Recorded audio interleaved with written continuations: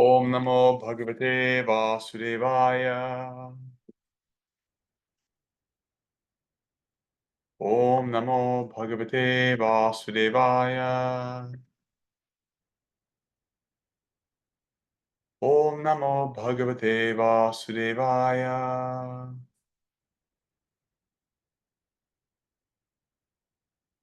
Okay, we're reading from the Srimad Bhagavatam, Canto 1, Chapter 5, Text 29, 1529. Tasyaevam me nuraktasya prashritasya hatainasah shraddhanasya balasya dantasya anucharasya cha. This is again Narada Muni speaking. This is a translation by Srila Prabhupada. I was very much attached to those sages. I was gentle in behavior and all my sins were eradicated in their service.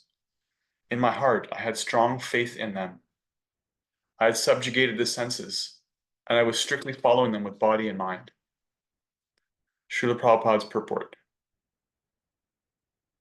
These are the necessary qualifications of a prospective candidate who can expect to be elevated to the position of a pure, unadulterated devotee.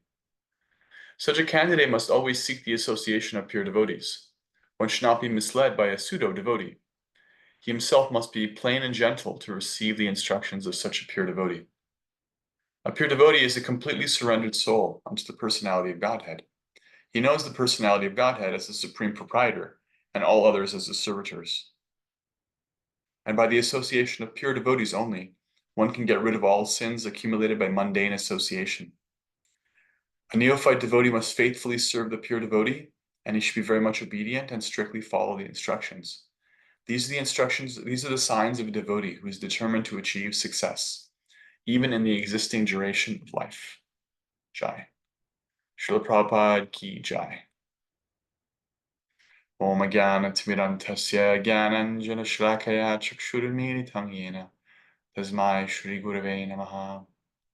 Vanchakalpatrupyascha kripasindhubhya eva cha patitanam pavanebhyo vaishnavebhyo namo namaha. Jai Shri Krishna Chaitanya Prabhu Nityananda Shri Advaita Gadadhara Srivasadi Gaura Bhaktivinoda. Hare Krishna Krishna Krishna Hare Hare Hare Rama Rama Rama Hare Hare. Hare Krishna.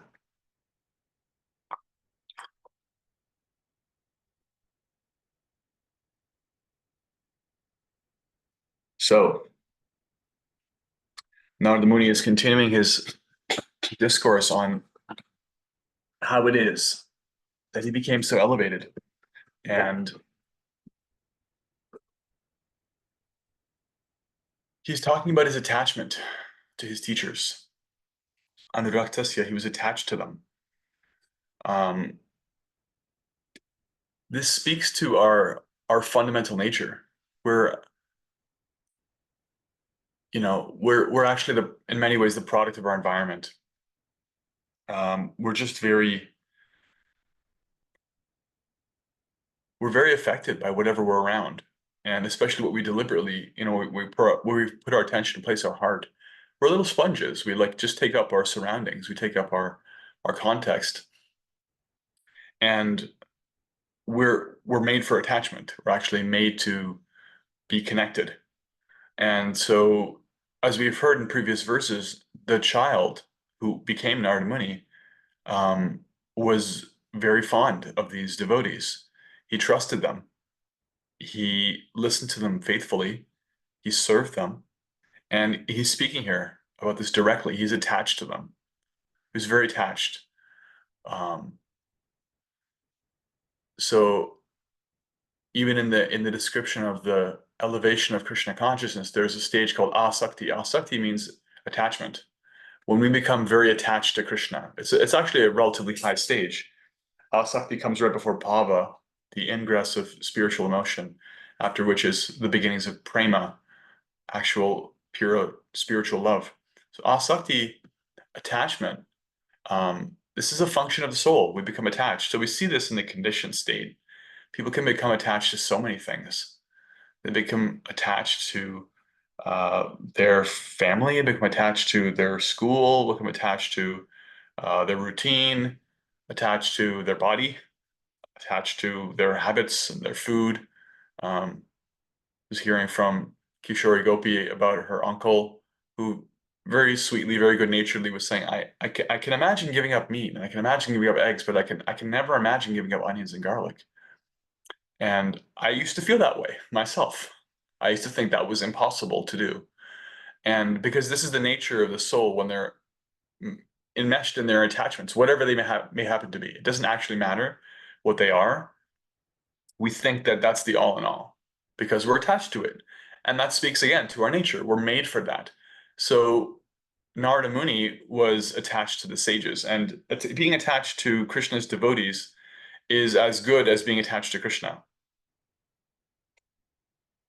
So this is the proper use of our nature of becoming attached. And the proof of that is later in the verse. So he says, all my sins were eradicated in their service. As we've gone out of our way to point out, sin, in the context of the Bhagavata philosophy, means that which takes us away from Krishna's service, that which distracts us, that which gets in the way of our fundamental relationship of being attached to Krishna. That's what sin is. So in other places, there are different subdivisions of these kinds of things. For example, there are 6 things: kama, krodha, lobha, moha, mada, and matsarya. Lust, anger, greed, illusion, pride, envy. Even in the Christian tradition, you have your 7 deadly sins. These are all subdivided also. For example, kama, lust, doesn't just mean physical desire. It means undue attachment in a certain way for one's enjoyment. So there's a way in which these sins, they actually just are different ways in which we become attached to useless things. We become distracted from being attached to Krishna, right? We can understand the power of anger to distract us.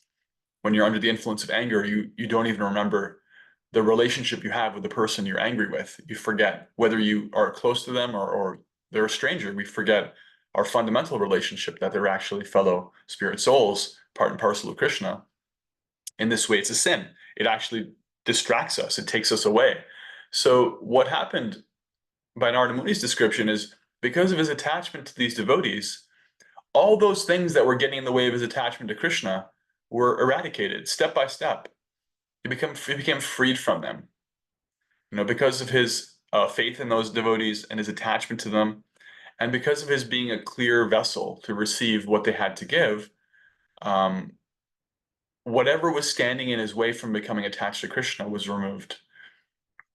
And we heard about in previous verses, controlling the senses. That comes up again here. He had subjugated the senses. Subjugation.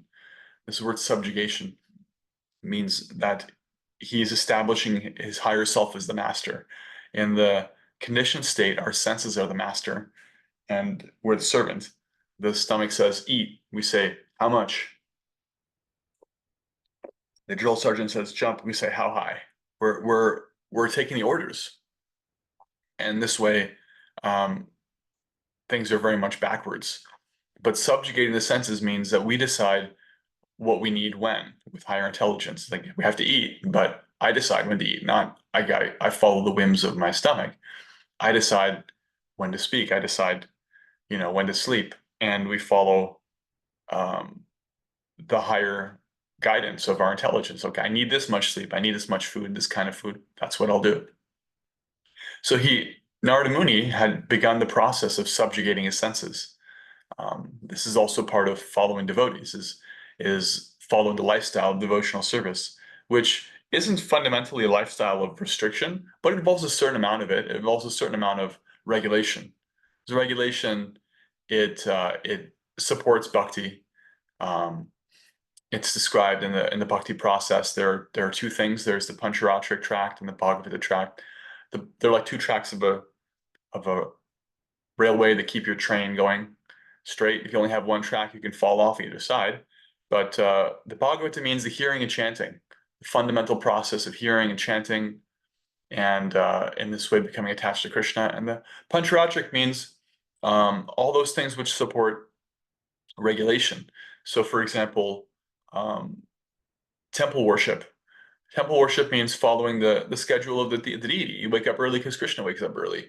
You go to bed early-ish, and you offer things to Krishna that he can eat, and you eat those things. So our eating, our sleeping, these kinds of activities are regulated, and that supports not just regulated, but they're actually engaged in Krishna service. We wake up and we use our early day to engage in Krishna service. We offer Krishna the food we eat before we eat it.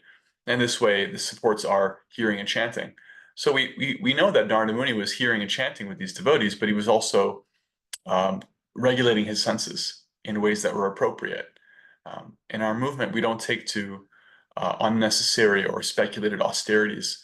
Life is hard enough. We don't create new austerities to follow, but the approved austerities of eating food that is offerable to Krishna, offering it to him first, avoiding, meat, fish, and eggs, avoiding illicit sex, intoxication, gambling, these kinds of austerities, they really get you a lot of bang for your buck. There's other things you can do. There are other austerities you could take. And as one advances, one may become qualified to take other austerities. But whatever we do, we follow in the process of the devotees because we're attached to them, we're faithful in what they have to say. Even our advancing austerities, we just take from the devotees. So, well, what do they do? Okay, well, there's Ekadashi. So every 2 weeks we'll fast from grains and beans. That's an austerity you can start taking. Lord Chaitanya advised it for all devotees. And then as you go on, we have Janmashtami. Maybe there's like a special austerity you take for Krishna's birthday. Maybe you'll fast till noon or fast till his appearance in the evening. There's different things you can do. As per your qualification, you can start to develop them. But these things are given to us by the devotees. And Srila Prabhupada is talking about how the qualification of a devotee is fundamentally to be seeking the association of pure devotees and to be receptive to them and receive their instructions.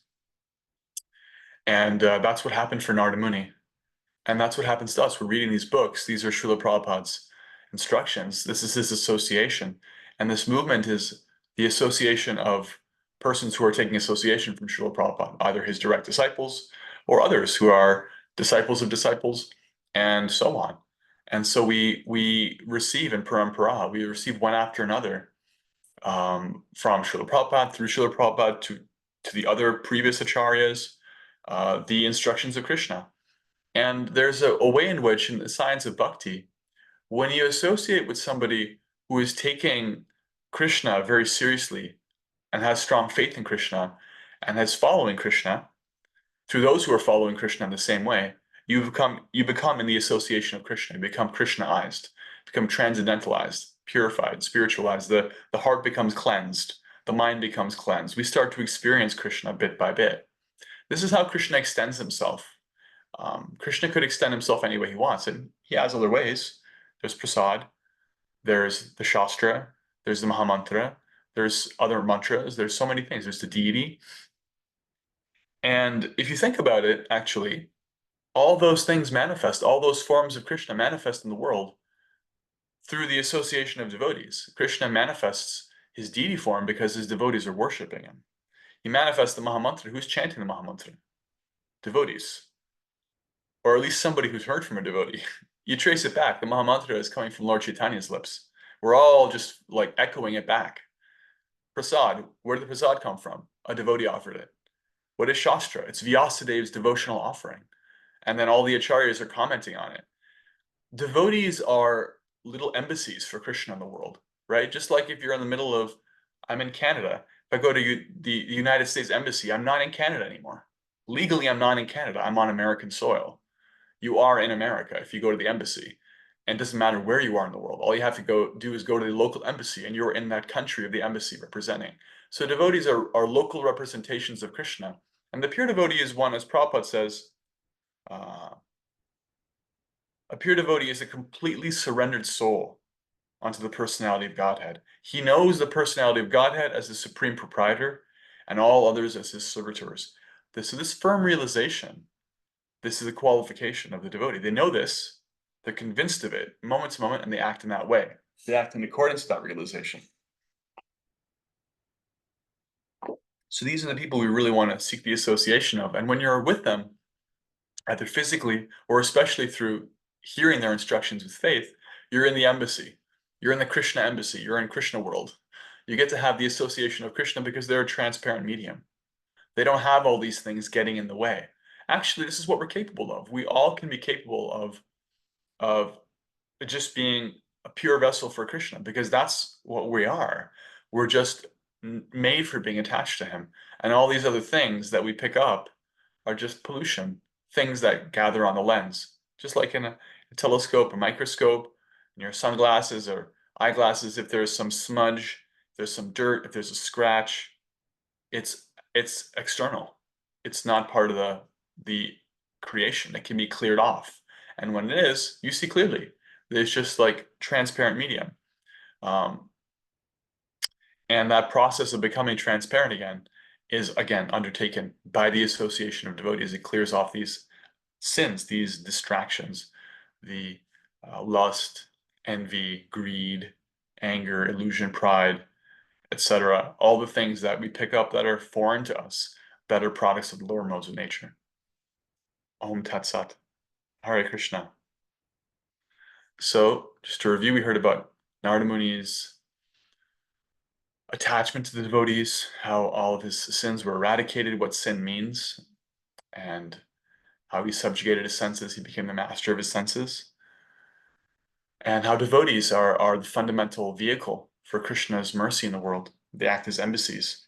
They transmit even other forms of Krishna, the prasad, the deity, the mantras, the shastra, scripture. And by their association, become purified, and that attachment to those devotees is actually the fundamental process to become purified and Krishna conscious. Now let's take any reflections or any questions or comments. Anything that stood out, anything that you want to explore, you have questions about, or you thought was interesting. I really like the definition, I guess, of sin. Anything that distracts from Krishna. Coming from from other religious backgrounds. I was sort of raised, Southern Baptist, and then converted to Catholicism. Sin was much more specific with many lists, and I really like the way that you described that in this passage today. Thank you. Yeah, it's a scientific process. This Bhagavad philosophy is quite clear. Otherwise, if you don't have a clear definition of what sin is, it's just kind of like a boogeyman, right? Just like if you don't have a clear definition of who God is, it's not so powerful. It's difficult to fall in love with somebody if you don't know who they are, if they don't reveal themselves, if you can't see them, if you can't see qualities, form, and the goal of our spiritual practice is to fall in love with the divine. And so it's also helpful, just like as gardeners, we recognize what the weeds are, and we recognize the fundamental category that is a weed. It's like that which chokes out the real thing. So that's all it is. It's like, okay, we're gardening the heart, and there's a fundamental crop that we're growing here, and everything else is a weed, that which takes resources away from what we're growing. And here are some subdivisions of that. And keep your eye out. This is a low grade weed. This is a weed where, just like some gardeners, they'll tell you, like, there are some weeds where if you recognize it, you got to deal with it right now. If you don't, it's going to be a complete blight. It's going to be all over for whatever you're growing. You got to do this, you got to do that, you got to cut it out. So some things are heavier duty. For example, envy, actually having like a strong aversion is a very powerful sin. It's very dangerous because it's difficult to use in Krishna service. The other ones you can use. If you're very greedy, you should be just greedy for Krishna. Develop a sense of what Krishna wants and try to give him as much of that and be greedy for that. And that purifies your greed. It's spiritual greed. It's like, but how do you purify envy? Envy is actually very difficult. Our acharyas describe. So for example, just like that, just like gardeners recognize that some weeds are more deadly. And so there's a science to this. And ultimately what a weed is just it's something that's competing with your crop, your fundamental thing that you're growing in the patch of land. And we're growing Krishna consciousness. That's what we're made for. We're growing love for Krishna. So everything else is some variety of a weed. And Thank you. Sorry, I had to turn my video off here, but I love how you connected how everything that we're doing in our practice in Krishna consciousness and bhakti is connected to the association of devotees. Like, worshiping a deity, it's like, well, or, being with a deity, it's, well, who's worshiping the deity? Who's taking care of the deity? Who created the deity? Who, like, built, made it? The devotees. Who, if we want to chant the Maha Mantra, who do we do that with? The devotees, right? If we want to take prasad, who do we do that with? The devotees. And how I think you said that the devotees are like little embassies, little embassies of Krishna. Um, and if we want to become transcendentalized, or my new favorite word is Krishnaized, you said, then we do that in association with devotees. Thank you. Yes, it's a personal philosophy. It's personalist. So it's strictly necessary. Srila Prabhupada says that um, anybody who thinks they can become Krishna conscious outside of the association of devotees is under hallucination. This is not a process of um, shutting yourself off, right? That hardens the heart, and a hard heart cannot practice bhakti. And also, um, it's necessary to open yourself up to devotees because that's Krishna's system. That's how he's developed it. That's how he wants it to be. He could have had it be anything. He could have it be like, you know, here's a book that I, Krishna, wrote, and ignore everyone else, just read that. But it's not, because if you look at the goal of our practice, the goal of our practice is to be fully sensitive to Krishna's needs and to serve with other devotees. That's what's happening in the spiritual world. You can't crash that party. You can't jump in that if you're not able to appreciate devotees. So there's a way in which, as Prabhupada points out in the purport, a pure devotee isn't just someone who recognizes God. He knows the personality of Godhead as the supreme proprietor and all others as his servitors. If you understand the divine person and you're attached to them, then you have feeling, affection, gratitude, and recognition for their devotees, because they're the embassy. You can't take one and not the other. You can't say, I appreciate the king, but I don't appreciate the kingdom. It's like the king is always with the kingdom. The king is always with their subjects, you know? So there's a way in which that appreciation, that fundamental expansion of our vision beyond just the divine person, it's nourished and it's created by our bhakti process, so that we're not just like in tunnel vision. It's like it's me and God. Everyone else can go to hell. This is the Kanishta Adhikari. It's like very, very beginner devotee is like, it's just really me and God. Everyone else, I don't even recognize them. The world, the material energy, other devotees, they're not real devotees. I'm the real devotee. Non-devotees. It's like that's fanaticism. And so the creation of spiritual family, the development of our personalism, opening of the heart, which happens in the association of devotees, is strictly necessary, actually. Strictly necessary.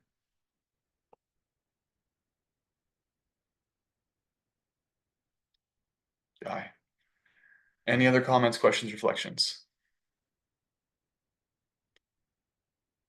All right. Srila Prabhupada ki jai. Srimad Bhagavatam ki jai. Now let's offer our respectful obeisances unto all the Vaishnava devotees of the Lord. They're just like desire trees that can fulfill the desires of everyone, and they're full of compassion for all the fallen souls. Vanchakalpatarubhyascha kripa sindhubhya eva cha patitanam pavanebhyo vaishnavebhyo namo namaha. Anant Koti Vaishnava Vrinda ki jai. Hare Krishna. Have a great day, everyone. Hare Krishna, thank you.